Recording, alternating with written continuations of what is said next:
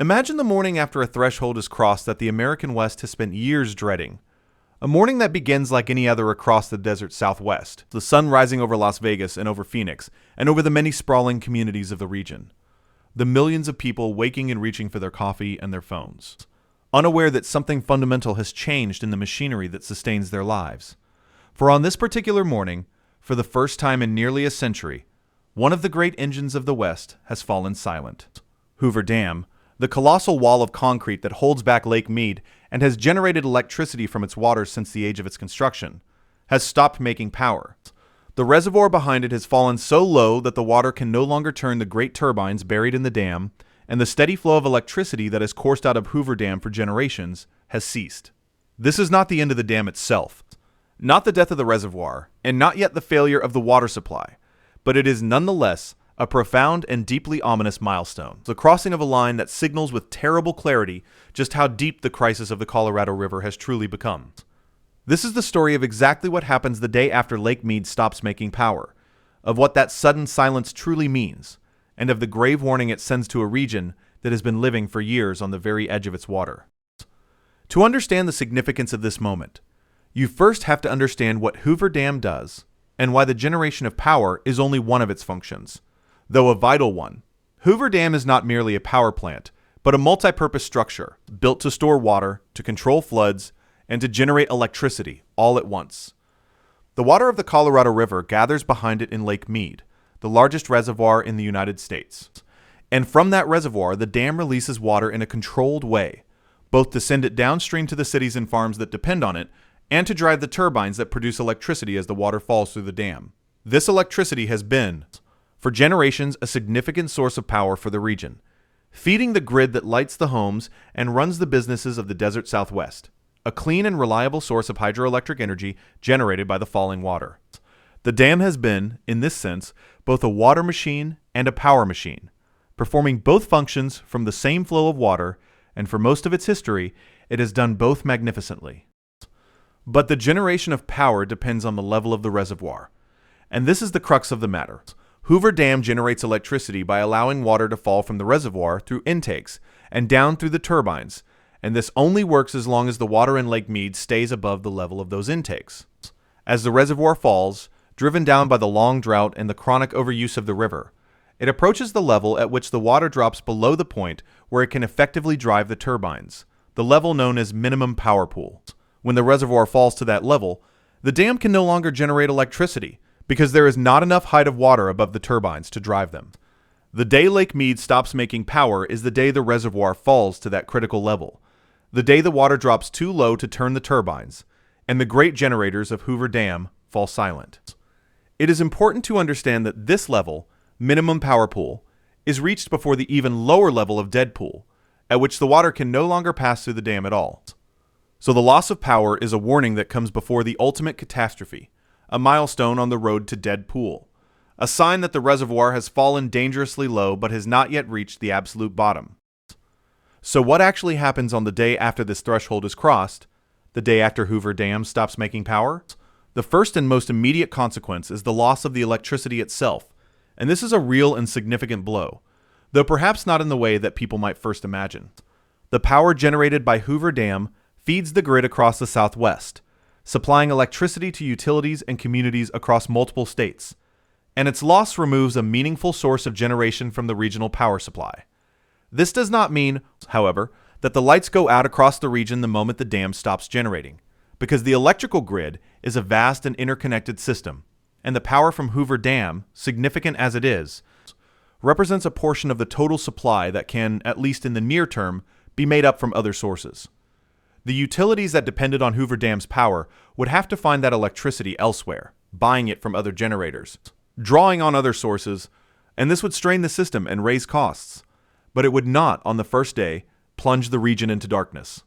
The grid is designed with redundancy and flexibility, and the loss of one source, even a large one, can be absorbed at least temporarily by the rest of the system. But to say that the lights would not immediately go out is not to say that the loss of Hoover Dam's power would be trivial, for it would carry consequences both practical and profound. The electricity from Hoover Dam has been a source of clean, renewable, and relatively inexpensive power,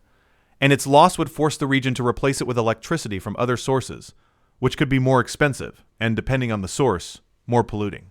The cost of this replacement power would be borne by the utilities and ultimately by their customers, raising electricity bills across the region at the same time that the water crisis was imposing its own costs. And the loss of Hoover Dam's power would come at a particularly difficult time, because the demand for electricity in the desert Southwest is highest in the blazing heat of summer, when air conditioning runs around the clock to keep people alive in the extreme temperatures. And it is precisely in those hot, dry summers that the reservoir is most stressed and the risk of falling to minimum power pool is greatest. So the loss of power could come just when the region needs electricity most, straining a grid already pushed to its limits by the demands of cooling a population in a warming desert. There's a particular group of communities for whom the loss of Hoover Dam's power would be especially painful. And these are the smaller utilities in rural communities and tribal nations that have long depended on the dam's electricity as a crucial and affordable source of power. The electricity from Hoover Dam has traditionally been allocated in part to public entities, to municipal utilities and rural cooperatives in tribal communities across the region, for whom this power has been an important and inexpensive resource. For these smaller and often less wealthy communities, the loss of Hoover Dam's power would be a significant blow, forcing them to buy replacement electricity on the open market at potentially much higher prices,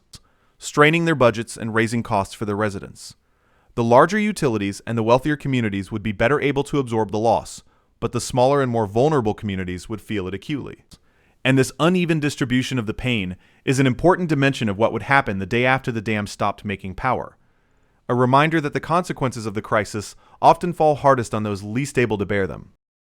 Beyond the immediate loss of electricity, the day after Hoover Dam stops making power would carry a deeper and more ominous significance, one that reaches beyond the practical question of where the region gets its electricity. The silence of the turbines would be a signal, a stark and undeniable sign that the reservoir had fallen to a critically low level, that the crisis of the Colorado River had reached a new and dangerous stage. For years, the falling level of Lake Mead had been a source of concern, its declining shoreline and its widening bathtub ring of visible warnings. But the actual crossing of the minimum power pool threshold would transform the abstract danger into a concrete reality, a milestone that could not be ignored or explained away. The day the dam stopped making power would be the day the region could no longer pretend that the crisis was manageable. The day the falling reservoir announced, in the silence of the great turbines, that it had reached a level once thought unthinkable. It would be a psychological and symbolic blow as much as a practical one, a moment of reckoning that would force the region to confront the depth of its predicament. And the loss of power would carry a further warning, because minimum power pool is not the bottom. Below it lies dead pool, the level at which the water can no longer pass through the dam at all, at which the reservoir can no longer release water downstream to the cities and farms that depend on it. The day Hoover Dam stops making power would be a sign that the reservoir was approaching that even more catastrophic level, that the margin between the current crisis and the ultimate disaster had narrowed dangerously. The loss of power would be, in this sense, a countdown, a warning that the reservoir had fallen to within a certain distance of dead pool, that the water supply itself, not just the power, was now under threat. This is what would make the day after so frightening, not just the loss of the electricity, but the knowledge of what it portended, the sign that the reservoir was falling toward the level at which the water it holds could no longer be delivered at all. The silence of the turbines would be the sound of the alarm, the warning that the region was running out of margin, that the ultimate catastrophe, once unthinkable, was drawing closer. The response to the crossing of this threshold would have to be swift and serious, for the day after the dam stopped making power would demand action to prevent the slide toward dead pool. The states of the basin, the federal government, the water managers, and the political leaders would face enormous pressure to reduce the use of the river dramatically, to cut withdrawals and to release water from upstream reservoirs to prop up the level of Lake Mead, to do whatever could be done to keep the reservoir from falling further. The crossing of the minimum power pool threshold would be a crisis that could galvanize action in a way that years of warnings had failed to do. A concrete and undeniable emergency that would force the hand of the decision makers. In this sense, the loss of power, terrible as it would be, could also serve as a catalyst, a shock that jolts the region into the drastic measures needed to prevent the worst catastrophe of dead pool. The day after would be a day of emergency response, of scrambling to find the water and the cuts needed to stabilize the reservoir, of confronting at last the reality that the region could no longer avoid. It is worth pausing to consider the human dimension of this moment, the way that the loss of Hoover Dam's power would touch the lives of ordinary people across the region, even if the lights did not immediately go out. There would be the rising electricity bills as utilities passed on the cost of replacement power to their customers, adding to the burden of families already stretched thin. There would be the anxiety and the fear,